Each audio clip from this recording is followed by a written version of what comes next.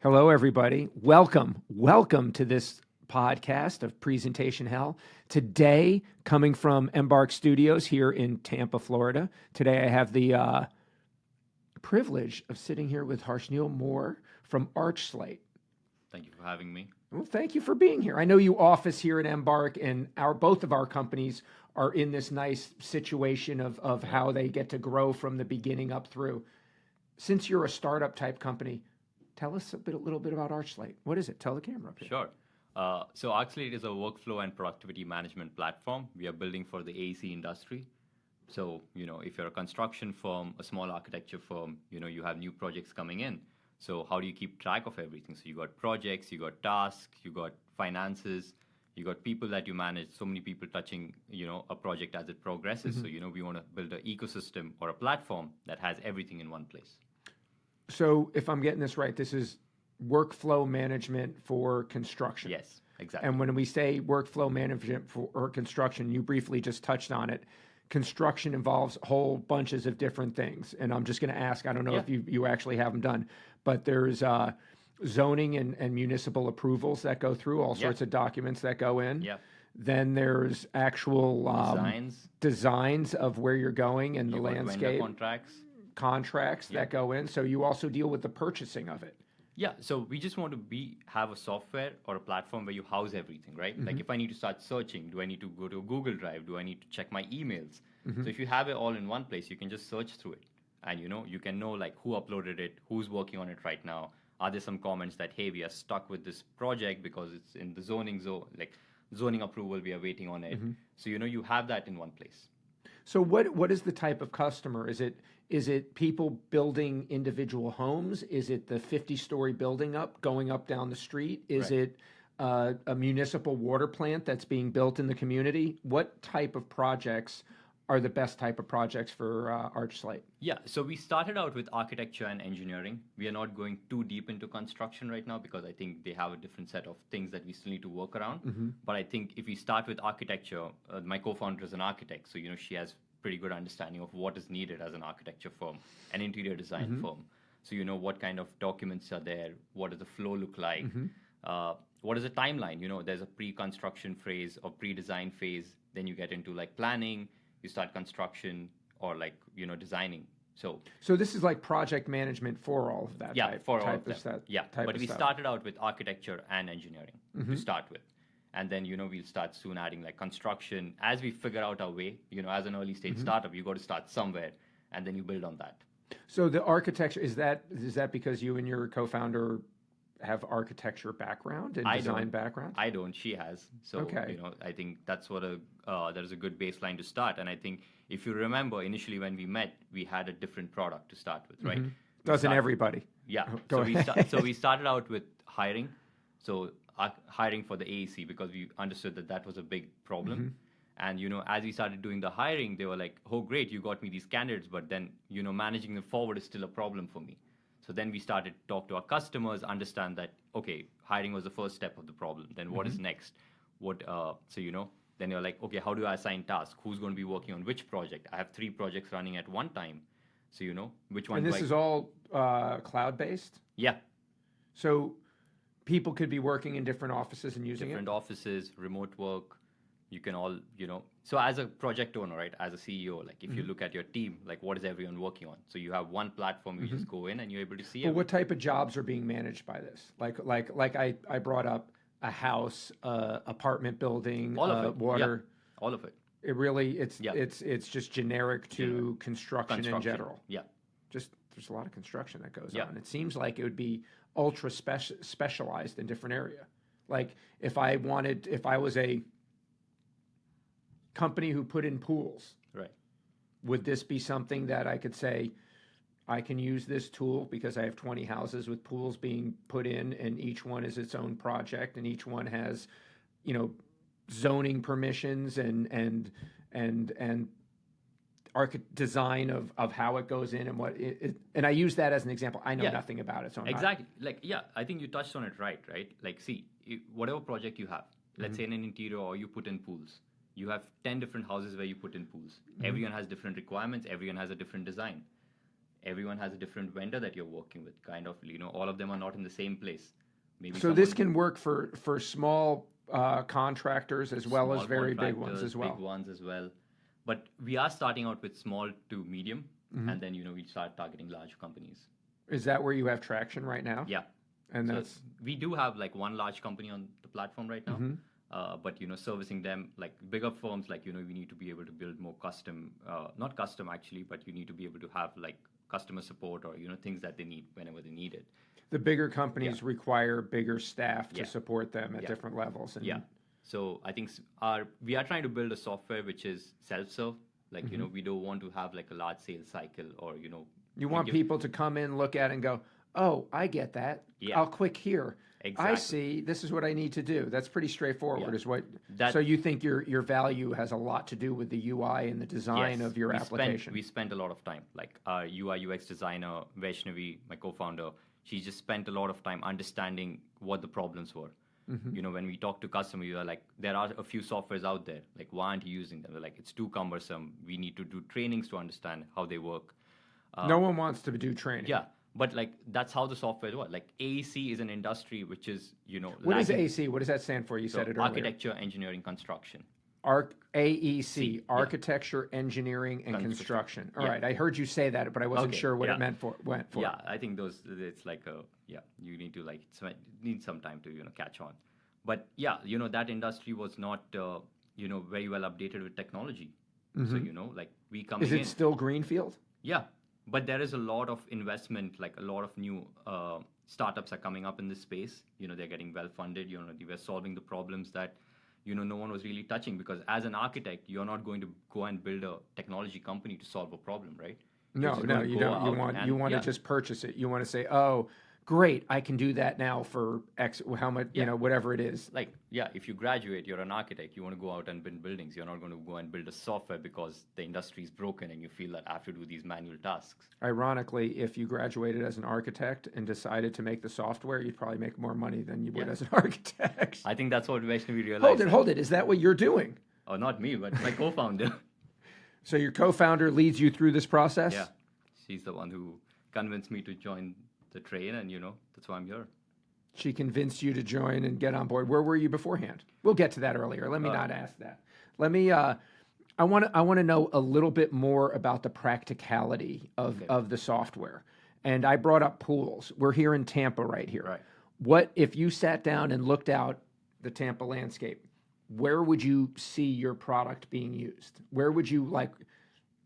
How would you go about it? How do you go about selling it? I guess is what I'm asking. How do you zero in on your targets? And as much as anything else, I'm asking you to do this so that anyone listening say, "Oh, that's me." Right. Yeah. So I can go into that. So I know you purchased a house recently, right? So now let's say you're going to renovate the house. You need to do interiors. So you're going to go to an architecture firm or an interior design firm that is going to help you do the interiors. Okay. Right? Let's say then. So where does that start? So any small firm like that can start using the software. Let's say James is a new client. That's a new project. Let's add that project in. So it's the interior design firm or That's the one example. small contractor. Yeah, that's one example. Okay. That's an interior design. Let's say you have a single family home or a multi-family home that is being built out. So that is like you have more construction, you have more designs, you have zoning, permits, all of this. They can use it. So there's different stages. There's the design stage and the construction stage, the engineering and then construction. Oh, architecture. That's architecture, engineering, construction. Yeah, that's how it all fits in. So it fits in. So if I looked out here, so a small design firm could use it, a mid-sized design firm, Yes. a mid-sized contractor Can use it. can use it. Would a landscaper use it? Yeah.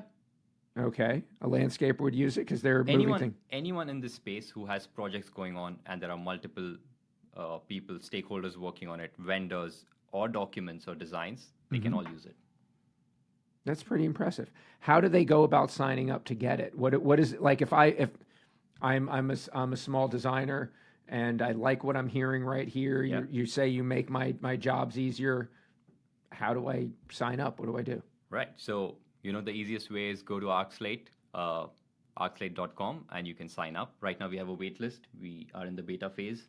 So once we are collecting signups right now, so early customers can get on the list. And, once we launched early Q1, you can start using. So it. it's Archslate, ARCHSLATE.com. Yes, exactly. And you're in beta, Yeah. and it sounds like you have too many people in beta. Not too many, but you have enough where you're not taking more right now. Exactly. So there's plenty of people who are working the development of it, and Yes. you're anticipating 1Q24 for a rollout? Yep. Exactly. I have a question. Would you come back on the podcast and let everyone know at that time and brag about it? Yes. We'll take a big picture. Yeah. Put a trophy in your hand. Yes. A big Put the app out there. Champagne bottle. Oh yeah, that's cool. We can have champagne. We can put the counter that if a new customer signs up while we're on the pod, we pop the champagne. That would be excellent. Today's episode of Presentation Hell is brought to you by Shuffler. Shuffler is AI presentations for your enterprise. Faster, smarter, more compliant presentations so everyone tells better stories. What are some of the benefits of being here at Embark? What do you like about it? I think the biggest benefit, because we moved here 2021, just after the pandemic, but I think the community is really helpful, getting us off the ground, all the help that we get at Embark. I think yesterday we had a very good event, a lot of good speakers coming in. There was a leadership event that was just housed here, and I heard something during that speak that just turned me on. What is that? I walked into the room and they said, life is about competitive storytelling. Oh, yeah. And if you don't tell your story better, the other person's going to sell their product. Oh, that's good. It was Robbie Crabtree, I think. They didn't say it that way. Basically, it was a lawyer saying he has to stand up in front of the jury and tell the best story. Yeah. And if he does, he gets the vote of the jury. And if the other lawyer tells a better story, they get the vote of this jury. And he said a lot of times the proof might balance one way or another, right, but the ability to communicate and tell the story and move the audience was more powerful than the straight up logic. Yeah. That was politics, I just told you, by the way. No, I think it is a good understanding, having the lawyer background. I think the way he told, when you go into a jury, it's like life or death situation, but you have to give the facts, but you also have to give a story, compelling story to win. You can't just put forward the facts and expect people to make the judgment. No, because they all get different feelings on it. Yeah, it's the same in life. It's the same as when I was a little kid and my room was a mess and my mother walked in and said, "What's going on in here?" And I looked at her dead in the eyes and said, "That's not me." A dragon flew in through the window and knocked all the books off the case. I don't know if I won the argument, but it was very compelling. I think that's why your storytelling is so powerful. Storytelling's good. Or imagination. Yeah, well, that comes with it, and that's all part of life. We all tell stories. Yep. And the best storytellers end up being people who orate, people who stand in front of the public, people who convince people to do things. Yeah, exactly. So let's get off storytelling, which is critical to sales, by the way. But Harshneel, tell me a little bit about where you came from. Where'd you grow up? What led you here? How did you, what's your story? Sure. I think, let me start way back. I think yesterday I learned this. Let's start when you were 10 years old. Okay. Doing, right? This is storytelling, by the way. Storytelling from yesterday's presentation. Okay. So I grew up in India. Okay. Pune. I had a very good life. I went to boarding school. My dad used to... In India? Yeah, in India. Okay. So my dad used to move around for his job. He had to go to different cities. And in India, every city or state has a different language. So, when you're 10 or 15, you cannot just learn a new language. So my parents made a decision that I go to boarding school. And I feel that was one of the best things that they did. Okay. Because, growing up with the friends that I had there, a lot of different... everyone came from different aspects or different parts of the country. So, you grew up together. Why was language kind of the common denominator to going to a boarding school that way? What was it about the different languages that caused that? It wasn't just the different languages. It was you have to always keep making new friends, and how do you adjust? Every 2 or 3 years, if you're going to move, how do you get settled into a new school? Suddenly, you make new friends. So, because of the constant moving, they felt that the consistency at a boarding school was a better structure for you. And I feel it was very good. And how old were you? You said 10 years old? What years 10. Did you go to boarding school? 2000. You went for 2,000 years? No. How old were you? I was 10 years old. So 10, early you 2000. Went, and you went for 4 years to boarding school? 5 years. 5 years to boarding school. Till 2005, I was in boarding school. So 5 years of my life, I think, were some of the best times. I went to boarding school as well for Yeah? a couple of years. How was Yes, it was excellent. I actually did. I went to private schools, boarding schools. I went to public school as well, Okay. and went through all the different things. But I will say that boarding school gave me the intellectual foundation that allowed me to plow through the rest of everything that went after that. Like just taking Latin allows me to know if a lawyer's giving me a bunch of crap because I understand how words are put together and what they're made up from and how they're constructed. And once you know that, much like construction, you know when a weak argument's being made. Or if they're giving you a big word that you've never heard, you know what it means intuitively because you were taught on the basics that way, the true basics. I'm sure you got some sort of exposure on many different languages that way. Yeah, for me, it wasn't just languages. For me, it was like, figuring out life. Like, when you go to boarding school, you don't have a lot of resources. You have to, like, with what's available, you try to get away with that. And, that's how you navigate life as well. So for me, it's like you can put me in any country and I'll figure my way out. Oh, that's excellent. So it made you versatile. It made you able to land in any environment, and you didn't. Yeah. And not for lack of a better term, you didn't have mommy and daddy there. You had to figure it out on your own. Yeah. So you use the people around you. Try to figure out. Every year you have new people coming in. You got to get along with them. You got to figure out who's the best one coming in, who you want to bunk next to, kind of stuff. And so. Sometimes it works. Sometimes it doesn't. Sometimes it works. Sometimes it doesn't, Okay. and then you got to make changes. But yeah. So that's how I look at it. Like, that prepared me for a lot of things in life. So, from going to boarding school, then I, finished up there. Then I decided I want to go abroad for higher studies. So I went to Singapore.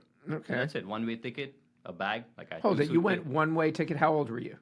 That time I was 18.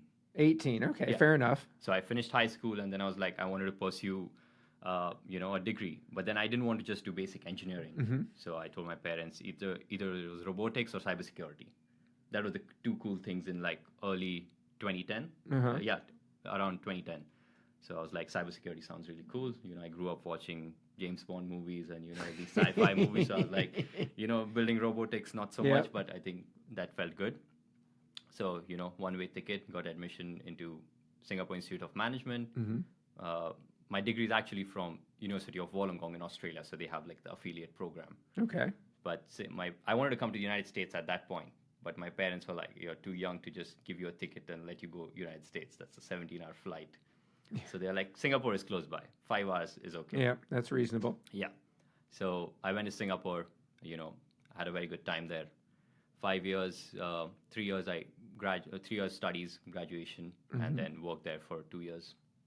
And what did you do? What type of degree did you get, and what did you do? So my degree is very cool. So Bachelor of Science, cybersecurity, or it was called security informatics. Security, which became cybersecurity and such. Yeah. Okay, so you get out with your degree, you get a job. Yeah. Was it in that area? Yeah. So I was building stock trading softwares for stock trading software. Yeah. Okay. For the local banks there. Okay. It was a good first job. I enjoyed it. Not a lot to do with security, like a little bit, but as a first job, it was good. Understood. And I'm getting to the point. How does it lead into being in a startup? Like, what are your next steps at that point? Because what I'm hearing is there's like 8 years between then and now. Yeah. So, and so like till 2015, I was in Singapore, trying to figure out life.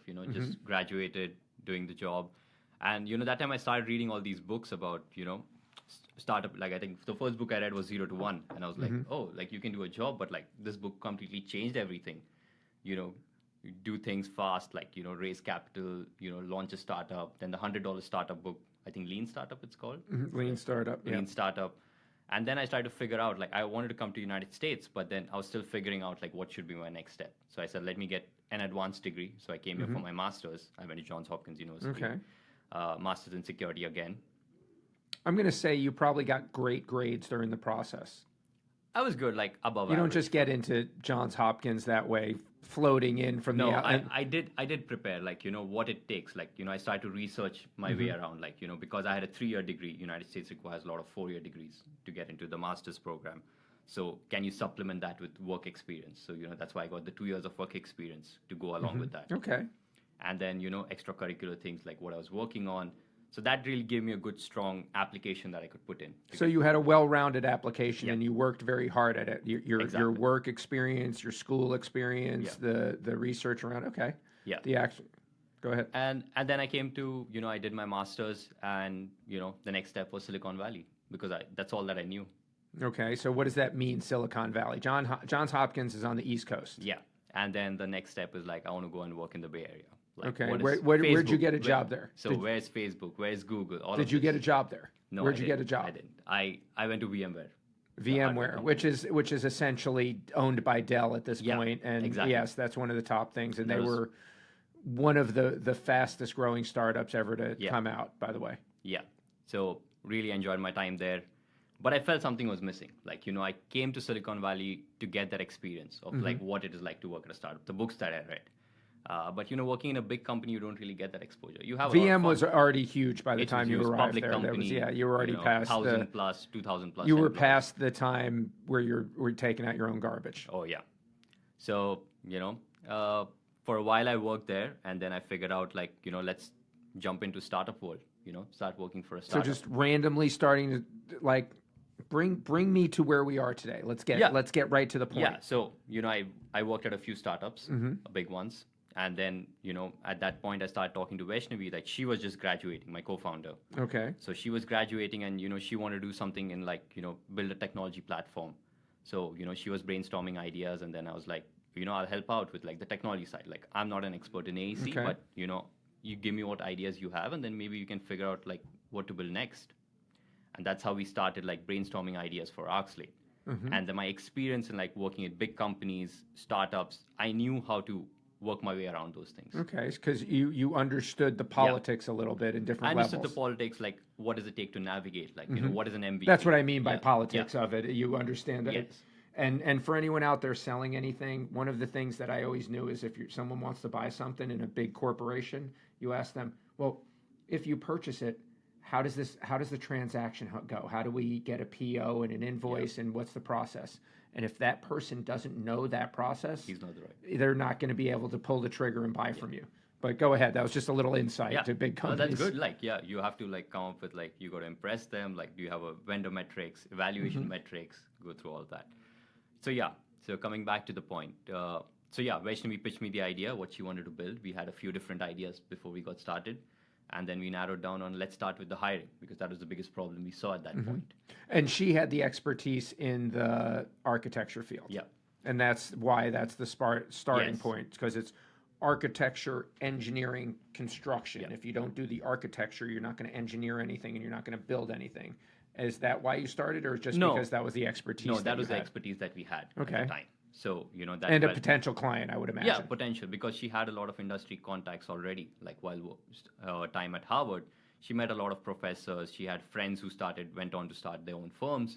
So we knew we had a client base to start with. If you build a platform, that makes a big difference. Yeah. If you build something and no one's using it, it really makes no difference. It's called a hobby, not a business. So the first day we launched, we got a paying customer the same day. When was that? That was mid-2021. Just 2 years ago. 2 years ago. Yeah. And were you in Embark yet or no? No, we were not in Embark. So we were still on the West Coast. We were in San Francisco. And the day we launched, I still remember that day. The first Stripe transaction hits, and you feel it's worth it. Yes. And then 3 weeks go by and you go, holy crap, how'd I get in this mess? So you start building. You're like, it's not the next day. It takes a while. Here, I'll ask a question here. Yeah. At what point did you and your partner become romantic? That was a long time back. We grew up together. We went to the same high school, and we knew each other for a long time. Oh, so really, this is a true love story, building it together. He neglected to say husband and wife, and has a new child, and they're working together as a family, putting this business together. I see them working all the time. Yeah. You have some good points, Vaishnavi. I'm sorry, I said that wrong. I do this all the time. But Vaishnavi, I know you both. I've known you for 2 years, and they're the cutest couple. It's amazing. But I see what's going on here. And I'm glad to hear that this is a true young thing that brought through the process, because that's as, quite frankly, as real as it gets in this world. It's Or the hardest that it gets. Like, well, no, that's if in my opinion, if you want, not if you want, but real connections come when you're just a human being and have no value. And I don't mean that as bad. I mean that as, if you come out as a super millionaire, you don't know what people are really looking for you. But if you meet someone freshman year in college in the dorm, you're equal with them. Doesn't matter where they came from. Doesn't matter. We're all going great places and we're all together. Or you meet someone in kindergarten, that's just the person across the hall. So it's very genuine, should I say. And I think we both started off with different journey, but our vision or the goal was similar, right? I wanted to come to United States and build something. She came here as an architect because she has that, her family background is the same. She comes from a construction background. But then okay, what is the next thing that we do? And that's how we aligned in okay, let's build something together. And, United States is the perfect place that gives you that opportunity. Not only the United States, but I would say Tampa is a very fertile place within the United States for that to happen. It allows a lot of the basic values of entrepreneurship and business and open to actually thrive. So the way I look at it is I spent my time on the West Coast. I went to, I was in San Francisco, the tech hub. But then when I came here, it was more open. It's in San Francisco, sometimes it feels like it's so close-knit. But here it was more open. Everyone's willing to help each other. If I come to you for advice, you'll always be able to give me that. There are other people sitting at Embark who I can just walk up to and ask for help. And, they'll always be ready to do that. So that is something new.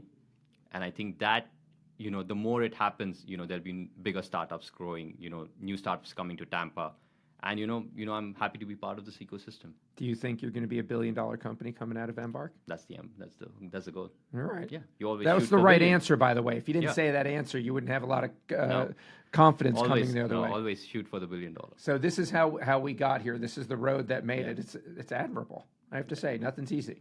So take a minute, tell the audience what is Archslate, how they can get it, and who benefits. Just be right at the point. If someone you never knew who they were and you're like, dun, dun, dun, lay it out. Okay. So Archslate is a workflow and productivity platform for the building industry. So if you're an architecture firm, engineering firm, construction firm, mid to large, you can come to Archslate. That is www.archslate.com and sign up. And you'll get on the list. And as soon as we launch, you will be the first one to know. And I hope to come back again. Yeah, thank you. I hope you'll come back when you do your official launch. Yeah. Thank you for being here today. We're going to go, we office right next to each other, so we'll talk a lot more after this. Thank you for listening to this episode of Presentation Hell from Embark Studios here in Tampa.